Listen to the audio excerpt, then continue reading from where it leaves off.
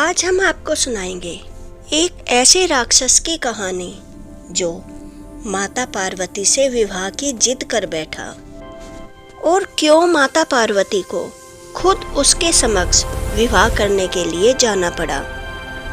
ब्रह्मांड के इतिहास में एक ऐसा समय आया जब एक असुर के अहंकार ने स्वयं विधाता को संकट में डाल दिया। एक ऐसा वरदान जो काल का फंदा बन गया।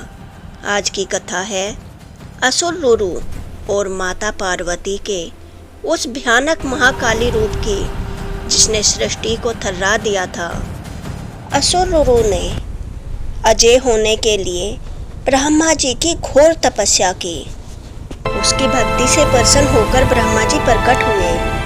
पुत्र रुरु, मांगो, क्या वर मांगना चाहते हो? हे ब्रह्मदेव, अगर आप मुझ पर प्रसन्न हैं तो मैं अमरता का वरदान मांगना चाहता हूँ। पुत्र, यह संभव नहीं है। अमरता प्रकृति के विरुद्ध है। मांगो, कुछ और मांगो।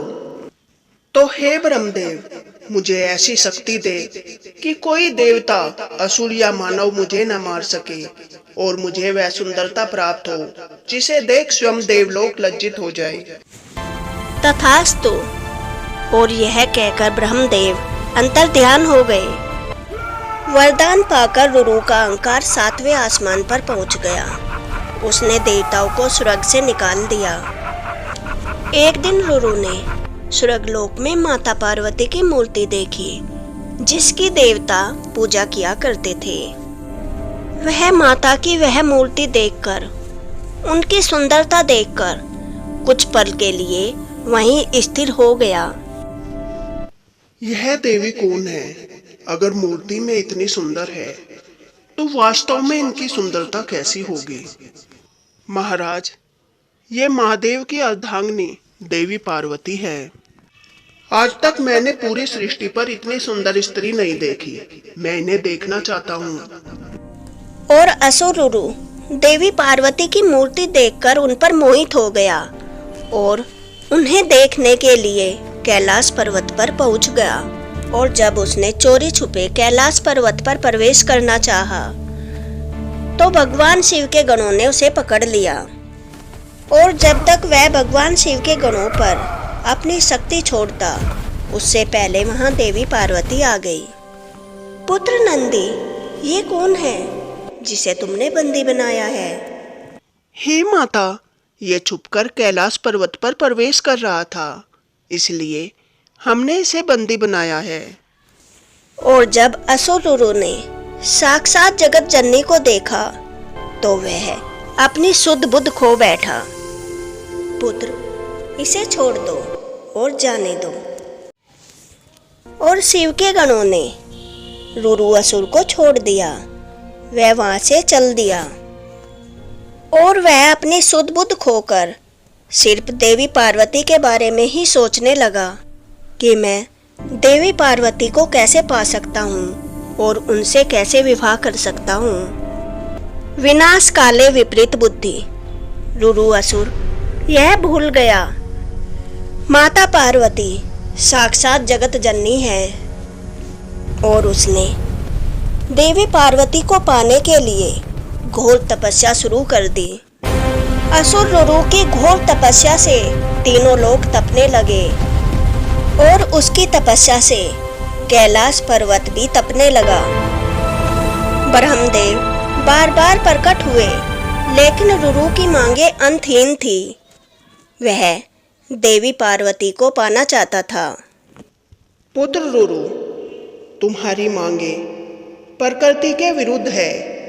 देवी पार्वती साक्षात जगत जननी है। सब कुछ उनकी इच्छा से ही होता है, इसलिए ये वरदान मेरे वश में नहीं है। और यह कहकर ब्रह्मदेव अंतर्ध्यान हो गए। वरदान न मिलने पर रुरु ने अपनी तपस्या को और भी भयानक कर दिया। इस बार उसकी तपस्या की शक्ति इतनी बढ़ गई कि कैलाश पर्वत भी थर थर कांपने लगा। देवता भयभीत हो गए और जब महादेव ने अपनी अंतर्दृष्टि से देखा तो कारण जानकर वे भी चकित रह गए। रुरु अपनी तपस्या के बल पर साक्षात जगत जननी माता पार्वती से विवाह करना चाहता था। उसने ठान लिया था कि वह शक्ति को ही अपनी अर्धांगिनी बनाएगा। महादेव ने भी उसे समझाने का प्रयास किया, लेकिन रुरु अपनी शक्तियों के नशे में अंधा हो चुका था। उसकी तपस्या की तपन जब माता पार्वती के पैर के अंगूठे के नाखून तक पहुंची तो उन्होंने भगवान शिव से पूछा, हे स्वामी, यह रुरु क्या चाहता है? यह इतनी घोर तपस्या क्यों कर रहा है? इसकी तपन से पूरी सृष्टि कांप रही है। गौरी, इसकी मांग अनुचित है। यह तुमसे विवाह करना चाहता है। क्या? इसका इतना दुस्साहस? यह साक्षात जगत जननी से विवाह करना चाहता है। स्वामी, आप इस अधर्मी राक्षस को इसके दुस्साहस के लिए सजा क्यों नहीं दे रहे? गौरी, मैं ये नहीं कर सकता। एक तपस्वी को उसकी तपस्या का फल देना ही पड़ता है। स्वामी, आप ये क्या कह रहे हैं? अगर आप कुछ नहीं कर सकते तो मैं स्वयं उससे विवाह करने के लिए जा रही हूँ। और देवी पार्वती क्रोधित होकर रुरु के पास चल देती है और चलते चलते माता का क्रोध इतना बढ़ जाता है कि उनका सौम्य रूप विलीन हो गया। उनका शरीर कोयले के समान काला पड़ गया। जीभ बाहर निकल आई और आंखों से अग्नि बरसने लगी। उन्होंने महाकाली का भयानक रूप धारण किया और हाथ में खड़क लेकर रणचंडी की तरह रुरु की ओर बढ़ चली। रास्ते में एक हिंसक सिंह ने उनका रास्ता रोका। उस पशु ने साक्षात शक्ति पर प्रहार करने की भूल की थी। माता का क्रोध फूट पड़ा। उन्होंने क्षण भर में उस सिंह का वध कर दिया और फिर जो हुआ उसे देख देवता भी कांप उठे। माता ने उस शेर की खाल उधेड़कर अपने कंधों पर ओढ़ ली और उसकी आंतों को निकालकर अपने गले में हार की तरह पहन लिया। सौंदर्य की देवी अब बहुत ही डरावनी बन चुकी थी और माँ काली उसी भयानक रूप में रुरु के सामने पहुंची। रुरु, आ गई मैं तेरे समक्ष। कर ले मुझसे विवाह। मुझसे विवाह करना चाहता है ना तू? तुम कौन हो? मैं ही हूँ देवी पार्वती। नहीं, तुम वह सुंदरी पार्वती नहीं हो सकती। तुम कौन हो? मूर्ख, तूने जिसे कोमल समझा वह माँ काल की शक्ति है। तूने विवाह की इच्छा की थी ना? देख, मैं सज धज कर आई हूँ। यह सिंह की खाल मेरा वस्त्र है और इसकी आंतें मेरा आभूषण। और असुर रुरु घबरा जाता है और देवी पर अपना पास फेंक कर मारता है। तू क्या समझता है? मेरा अंत कर देगा?